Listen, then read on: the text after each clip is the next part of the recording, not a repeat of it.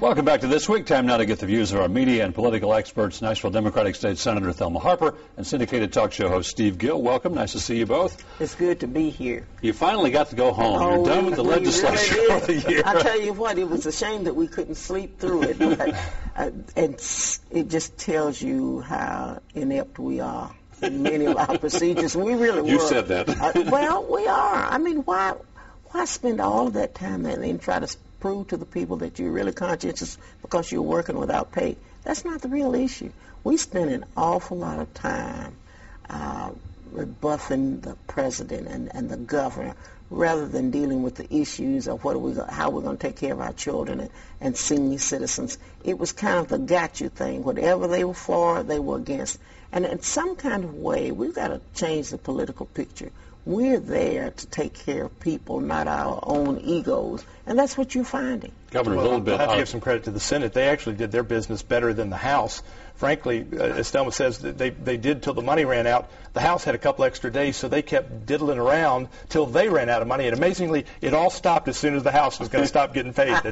Well, I think it was as soon as the House realized that many of the issues that they had that they wanted to tack on bills that they were not going to pass, and that was unfortunate. We sat there, we ate pizza and twiddled our fingers and nodded off, waiting, and we should get the people's business done. But they were not getting the people's business done. A little unusual. The governor's not a shy person, but he really blasted lawmakers for what he said were meaningless pieces of legislation. As you talked about, the resolution honoring Arizona's immigration law and the attempt to opt out of the health care reform bill, which some say is illegal. I'm going to tell you something, whether it's legal or illegal. It's sinful to try to take away insurance coverage for people who are dying because they can't go to the doctor. When you go to the doctor, if you don't, they ask first, do you have insurance? And then they tell you what their policy is. If you do have insurance, there's a sign and there's a live person who tells you it's due upon your presentation. When you present yourself, you are to pay the difference. Well, unfortunately, I think Senator Harper misses the point of this legislation. It wasn't to say to not provide health insurance. It's that I don't have the right to tell you, you have to go buy it. It's not me providing it. It's me telling you, you have to go buy it. And that's but it's not just that. It offers opportunity for employers to offer insurance to those persons. And the tragedy for me was one of the persons who was so open with it is a cancer survivor. And I always think, what if they didn't have coverage and had to apply for new insurance now? Those pre-existing conditions that would do the paper wouldn't be any good that it's written on. If they do have a right, we talk about, get the government out of my house and out of my back and whatever. What happened when the flood came? The government's not here. They're not doing that. So we should, somewhere along the way, the government has to take care of people who cannot take care of themselves. And there's no way around it, Steve, no matter what argument you have. When the government creates the mess by mismanaging the dams they run, they ought to come up and clean the mess. More importantly, though, look at the Obamacare. 1 million people are going to be dropped from Obamacare from their health insurance that work in retail and small business under the Mini-Med program with no recourse thanks to Obamacare. Don't ignore that. That is not true. It's 1 million people that the Obama administration admits.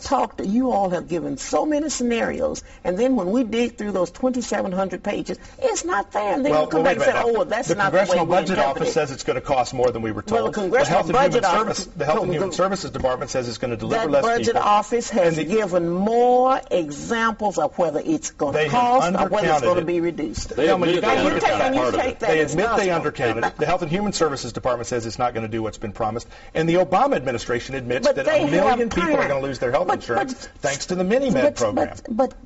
It's not what I'm making up, it's what they say, Mr. Chairman, you've got to give this thing time to work. Some of it doesn't kick in for a year or two. That's right. And the Mini-Med program will kick 1 million people off and there's no exchanges for 3 years. The most important thing is that you can keep your children on and that you can get coverage if you have the inability to buy insurance on the open market, and insurance company did not have to sell you insurance. And it's going to raise the cost and raise the premiums, which we were promised that premiums would go down. Now they acknowledge that's not true. If you make money, you should be willing to pay for those who cannot pay for themselves.